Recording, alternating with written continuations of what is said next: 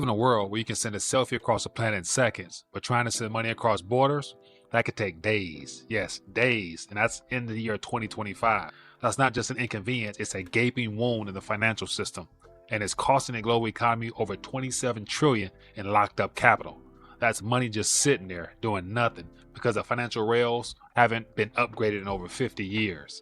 This isn't a minor glitch, it's a structural flaw that Ripple and XRP are positioning themselves to solve, and they're not just theorizing, they're actually executing. So in this video here, I'm going to dive deep into 3 things we're paying attention to. And the first one, why the current system is broken and who is hurting, how Ripple and XRP are disrupting $1 trillion logjam, and last, why XRP might become the backbone of tomorrow's global finance, and why most people are still sleeping on it. And that, my friends, is something worth touching on.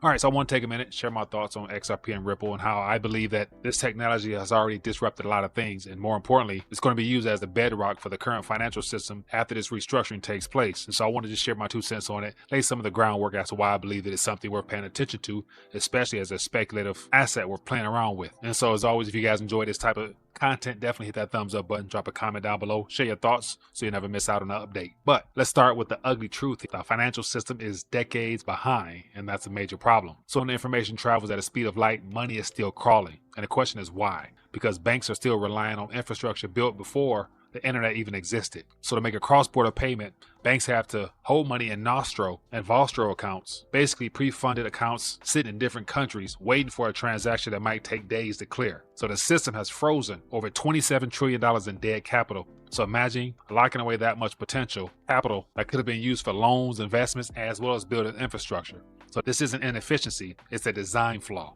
as well as a drag on innovation. And no one feels it more than developing nations and smaller financial players. But this is exactly where Ripple and XRP come in hand. The next point is the fact that Ripple and XRP clearly are disruptors. So Ripple isn't just another crypto startup. It's a fintech company building actual infrastructure for banks, central banks, and payment providers. So think of Cisco in the early days of the internet. Not flashy, but essential. They're rebuilding the pipes of global finance using blockchain, and the tool they use is XRP.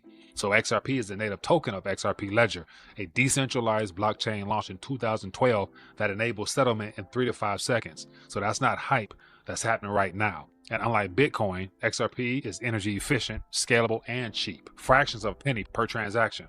So XRP acts as a bridge currency, basically replacing the need for Nostro to Vostro accounts. So instead of a bank needing to hold pesos and euros in foreign accounts, it can simply convert the USD to XRP and then XRP to whatever currency is needed instantly. Ripple builds the enterprise tools. XRP powers the settlement.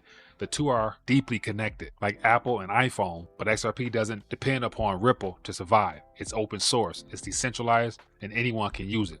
So this is not about speculative tokens here. This is an infrastructure level disruption that's already operating. Hence the idea that lots of nations around the world are already using it. And the last point here, the case for the long-term value of XRP and Ripple. And so the question is, do I think XRP is massively undervalued? Well, that's a great question. And as of right now, at the recording this video here, it's about $3.30 or so. So let's break it down in 2 forces you can't ignore. The first one is because of fiat debasement. See, every year central banks print more money to prop up the debt-based system. So the more currency units they print, the less each one is worth, and it's simple math at the end of the day. And in that environment, it's hard, scarce assets that win. And XRP has a fixed supply of over 100 billion tokens with less than half in circulation. So as fiat currencies lose value, assets like XRP gain ground as long as they have utility. And that leads us to the next point, real demand from a fixed supply. So this isn't about a meme coin here. XRP has real institutional demand. So every time a bank uses XRP for settlement, it reduces the circulating supply. And as a global adoption ramps up, especially as tokenization becomes mainstream, demand increases. So you got fixed supply plus a growing demand plus utility. So that's a perfect formula for long-term price appreciation. So we're not talking about overnight moonshots here. This is quite the opposite. This is the quiet type of revolution, the kind that builds the rails everyone else will eventually have to ride on. You see, one of the things that's different is the fact that most projects are built on hype, but XRP is built on something more rare, real world need, $1 trillion need in fact. And while regulators are still figuring things out, Ripple's already at the table working with central banks, building partnerships, and applying for a US banking license right now. So that's not crypto anarchy, that's financial evolution. So ask yourself, when the old system finally gives way, and it will of course, what do you want to be holding?